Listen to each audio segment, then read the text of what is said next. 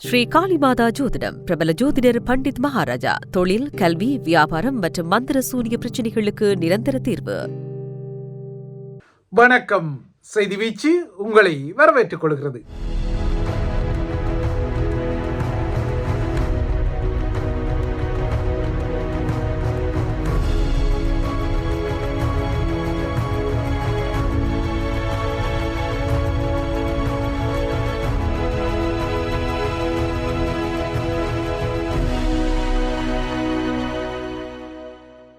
அல்லைப்பட்டி பகுதியில் ஸ்ரீலங்கா காவல்துறை மேற்கொண்ட துப்பாக்கிச் சூட்டில் பலியானவரின் உடலம் இன்று அவரது உறவினர்களுடன் அறவழி போராட்டத்துடன் அடக்கம் செய்யப்பட்டது. உடலத்துடன் வீதியில் இறங்கிய உறவினர்கள் கொல்லப்பட்டவருக்கு நீதி கோரி போராடி தமது உறவுக்காரரின் உடலத்தை நவாலி இடுகாட்டில் அடக்கம் செய்து கொண்டனர். கொல்லப்பட்ட அல்பினோ அருள் ஃபயஸ் 17 வயதானவர் அல்ல, அவர் 19 வயதானவர் என ஸ்ரீலங்கா காவல்துறை நேற்று அவரது வயதை அதிகரித்து காட்டிக்கொண்டாலும் ஸ்ரீலங்கா காவல்துறை இவ்வாறாக வழங்கிய தரவு பொய்யான தரவு. உண்மையில் கொல்லப்பட்டவர் 17 வயதுக்காரர் என்பது உறுதிப்படுத்தப்பட்ட நிலையில் இன்று அவரது உடலம் அடக்கம் செய்யப்பட்டது. ஆக மொத்தம் இந்த துன்பியல் சம்பவத்தில் மீண்டும் திரும்ப பெற முடியாதபடி ஒரு உயிர் பறிக்கப்பட்டிருக்கிறது. இந்த சம்பவத்தின் அடிப்படை காரணமாக காவல்துறை கூறுவது போல கால்நடை திருட்டு பின்னணி குறித்த சந்தேகங்கள் இருக்கக்கூடும் என்றாலும், இல்லையென்றால் பலியானவர் சாரதிய அனுமதி பத்திரம் அதாவது லைசன்ஸ் இல்லாதவராக தனது வண்டியை செலுத்தி கொண்டாலும் அவரது மூளையை துளைத்து ஒரு துப்பாக்கி ரவையை செலுத்தும் அளவுக்கு உடனடி தண்டனையை ஸ்ரீலங்கா காவல்துறை வழங்கியதை யாருமே ஏற்றுக்கொள்ள முடியாது. ஆனால் இந்த கொலையை மேற்குலக நாடுகளிலிருந்து அனுரமேனியாவுடன் அரசாங்கத்தின் நவ அடியவர்களாக ஜால்ரா அடித்து பொழிப்புரிய வழங்கிக் கொள்ளும் சில யூடியூப் இன்ஃப்ளூயன்சர் முகங்கள் இன்னமும் ஏற்றுக்கொள்ளாமல் சகட்டுமேனி பல்லவிகளை பாடிக்கொள்வதும் தெரிகின்றது.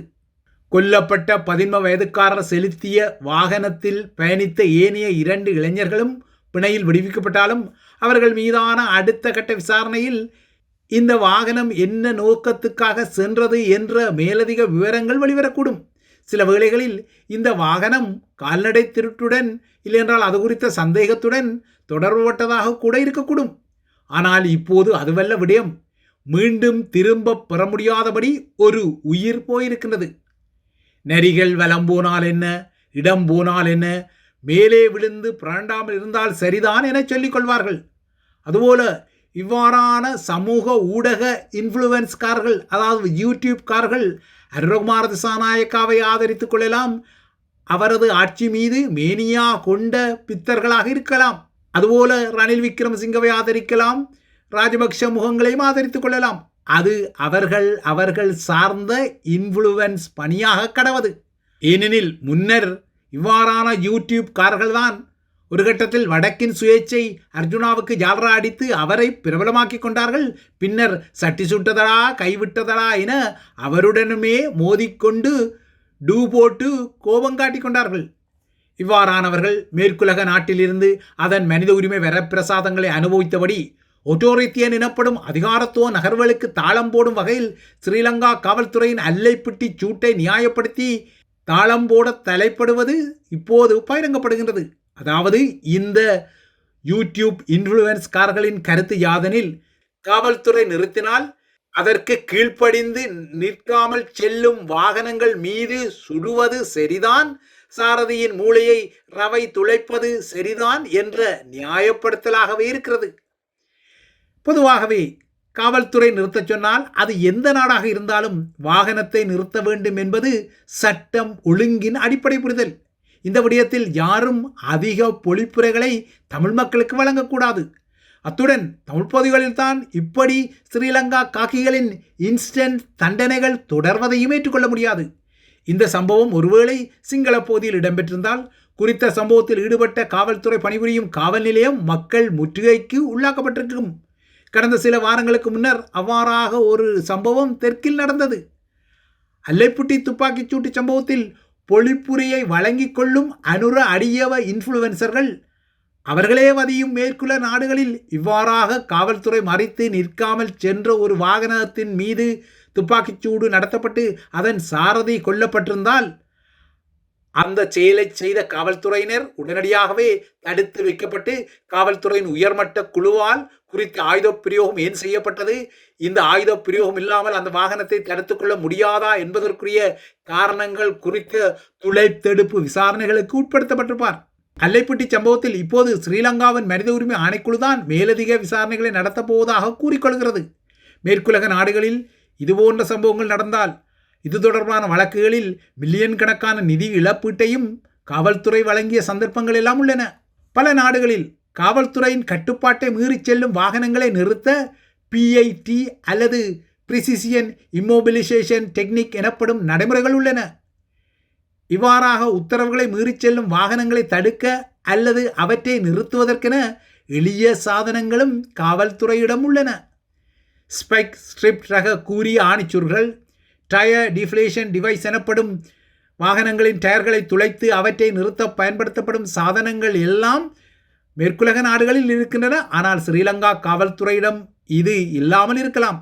ஆனால் தமிழர்களின் பகுதியில் இவ்வாறான காவல்துறையின் உயிர்ப்பலி சம்பவங்களை நியாயப்படுத்த தலைப்படும் சமூக வலைத்தள அடியார்கள் அனுரவின் சிஸ்டம் சேஞ்ச் அரசாங்கத்தின் சோகோல் சுயாதீன காவல்துறையும் இவ்வாறான மாற்று வழிகளை பயன்படுத்திக் கொள்வது குறித்தும் தமது இன்ஃப்ளூயன்ஸ் ஐடியாக்களை வேண்டுமானால் வழங்கிக் கொள்ளலாம்.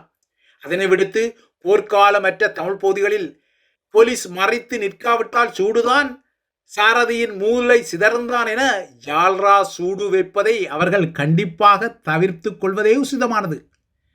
தமிழர்களின் பகுதிகளில் மறிக்காமல் இல்லையென்றால் நிற்காமல் சென்ற ஒரு வாகன சாரதியின் மூளையை துளைக்கும் துப்பாக்கி பிரயோகத்தை செய்த அதே கடமை வீரம் கொண்ட இல்லையென்றால் கடமை இறுக்கம் கொண்ட ஸ்ரீலங்கா காவல்துறையால் அனுரதரப்பின் முன்னாள் சபாநாயகர் ரன்வாலா கடந்த சில மாதங்களுக்கு முன்னர் தெற்கில் ஒரு வாகன விபத்தை ஏற்படுத்திய சம்பவத்தில் அவர் மதுபோதையில் இருந்தாரா இல்லையா என்பதற்குரிய பரிசோதனை அறிக்கையை தாக்கல் செய்ய எத்தனை நாட்கள் எடுத்துக்கொண்டன?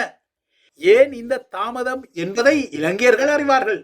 இதற்கு அப்பால் இலங்கை தீவில் நீதி வழங்கப்படாத சில முக்கிய உயர்மட்ட வழக்குகளுக்குரிய சாட்சியங்களை ஸ்ரீலங்கா காவல்துறை முறையாக திரட்டி வழங்கிக் கொள்ளாததால் தான் தெற்கில் இடம்பெற்ற சில பச்சைக்குருதி அரசியல் படுகொலைகளின் வழக்குகளில் முறையாக நகர முடியவில்லை என ஸ்ரீலங்காவின் சட்டமா அதிபர் திணைக்களம் கூட ஸ்ரீலங்கா காவல்துறை குறித்து முகச்சொலிப்பு கொண்டுள்ள விடயங்களும் உள்ளன.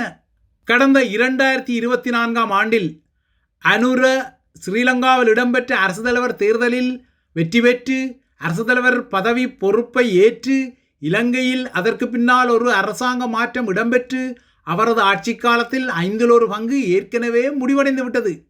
அனுரகுமார திசாநாயக்காவும் தனது நிறைவேற்று அரசு தலைவர் பொறுப்பில் 17 மாதங்களை கடந்து விட்டார்.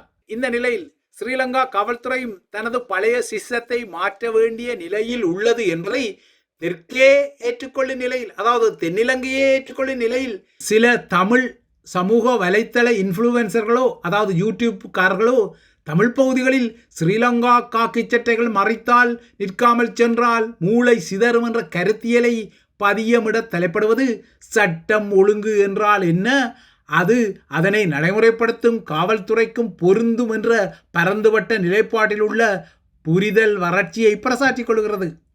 ஆகையால் இன்ஃப்ளூயன்சர்கள் அதாவது தமிழ் யூடியூப்காரர்கள் சிலர் இவ்வாறாக வலம் போனாலும் அல்லது இடம் போனாலும் தமது அனுர ஆட்சி ஜால்ராவுக்காக தமிழர்களை பிராண்ட தலைப்பட்டாலும் இது குறித்து மக்களுக்குத்தான் விழிப்பு நிலை ஏற்பட வேண்டும். இந்த விடயத்தில் அண்மையில் அமெரிக்க அரசு தலைவர் டொனால்ட் ட்ரம்ப் குறித்து பிரெஞ்சு அரசு தலைவர் இமானுவேல் மேக்ரான் விடுத்த எச்சரிக்கையில் குறிப்பிடப்பட்டது போல தமிழர்களும் தம்மீதான நெருக்கடிகளில் அமைதியாக இருப்பது அல்லது இவ்வாறான அனுர ஜால்ராக்களுக்காக கோழைத்தனமான போக்குகளை ஆதரித்துக் கொள்வது தவறு என்ற புரிதல் மக்களுக்கும் வேண்டும். சிஸ்டம் சேஞ்ச் ஆட்சியின் முண்டு கொடுப்பு நிலைக்காக தமிழ் மக்களின் இனத்துவ இருப்பை உரசும் கிவிலோயா திட்டங்கள் குறித்து இவ்வாறான யூடியூப்காரர்கள் இல்லைன்றால் சமூக வலைத்தள பதிவுக்காரர்கள் மூச்சுவிடாமல் கமுக்கமாக இருந்து கொள்வார்கள். ஆனால் அவ்வாறாக கமுக்கமாக இருக்கும் அவர்கள் தமிழர்களின் உயிர்களை மலினப்படுத்தும் சில ஆபத்தான ஆட்டங்களுக்கு மட்டும் பக்கப்பாட்டு பாடும் தமது விளையாட்டுகளை நகர்த்தி கொள்வார்கள். ஆகையால் இவ்வாறான தமிழ் சமூக ஊடகக்காரர்கள், அதாவது யூடியூப்காரர்கள், தமது ஜனரஞ்சக வலம் போகும் இடம் போகும் ஜால்ராக்களை தொடரலாமே தவிர தமிழ் மக்களை உரசக்கூடாது. இலங்கை தீவில் இதுவரை இடம்பெற்ற ஆட்சிகளில் ஒப்பீட்டு ரீதியில் அனுரகுமார திசாநாயக்கவின் ஆட்சியில் கொஞ்சம் ஈர்ப்பு இருக்கலாம். அதற்காக சிஸ்டம் சேஞ்ச் என சொல்லியபடி தமிழர்களின் விடயத்தில் படிப்பது தேவாரம், இடிப்பது சிவன் கோயில் என்ற நிலை இருந்தால் அவையும் அம்பலப்படுத்தப்படவே வேண்டும். மாறாக அனுரவின் சிஸ்டம் சேஞ்ச் என்ற வெள்ளைக்காக்கா பறக்குதென சொல்லப்படுவதற்காக இந்த தமிழ் சோசியல் மீடியா குஞ்சரங்களும் கூடவே 2 வெள்ளை குஞ்சுகளும் பறக்குது என குஞ்சரம் கட்டி தமிழர்களின் தலையில் மிளகாய் அரைக்க தலைப்படக்கூடாது. ஒரு ஆட்சி தரப்பு நல்லாட்சி செய்வதாக யார் நினைத்தால் அது ஒன்றும் உலக அதிசயம் இல்லை. ஏனென்றால் ஆட்சிக்காக ஜனநாயக ரீதியில் தேர்தலில் வெற்றி பெறுவோர்களின் கடமை நல்லாட்சியை வழங்கிக் கொள்வதாகும். அந்த வகையில் அனுரகுமார திசாநாயக்கா இலங்கையில் ஒரு மாற்றத்தை ஏற்படுத்த முனையும் தலைவராக இருக்கக்கூடும். இதேபோல மலையகத்தில் தாம் தேயிலை கொழுந்து கிள்ளிய இடத்திற்கு இதுவரை ஸ்ரீலங்காவின் எந்த ஒரு அரசு தலைவர்களும் நேரடியாக வந்து பார்க்காத நிலையில் நேற்று அதனை முறியடித்து முதலாக தமது தோட்ட பகுதிக்கு நேரடியாக வந்து தம்மை சந்தித்த ஸ்ரீலங்காவின் முதலாவது அரசு தலைவராக அனுரகுமார திசாநாயக்கா இருக்கக்கூடும். இதனை நேற்று மலையக தமிழ் தோட்ட தொழிலாளர்களும் சிலாகித்திருக்கக்கூடும். ஆனால் அனுரவின் ஆட்சியின் முறைமை மாற்றம் தமக்கு இன்னமும் முறையாக வரவில்லை என்பதை சொல்வதற்கு வடக்கு கிழக்கு தமிழ் மக்களுக்கு காரண காரியங்கள் இன்னமும் இருக்கின்றன, தொடர்கின்றன. ஆகையால் சில முறைமை மாற்றங்கள் சான் அளவுக்கு மட்டும் ஏறிக்கொள்ளும் போது அவை முழமளவுக்கு ஏறுவதாக பூச்சுற்ற தலைப்படும் அனுரமேனியா தமிழ் யூடியூபர்கள் அல்லைப்பிட்டி துன்பியல் சம்பவத்தில் நீதிக்கு புறம்பாக அலப்பறைகளை செய்வதை நிறுத்திக் கொள்ளவே வேண்டும். இவைதான் ஐபிசி தமிழின் செய்தி வீச்சு. தொடர்ந்தும் ஐபிசி தமிழுடன் இணைந்திருங்கள்.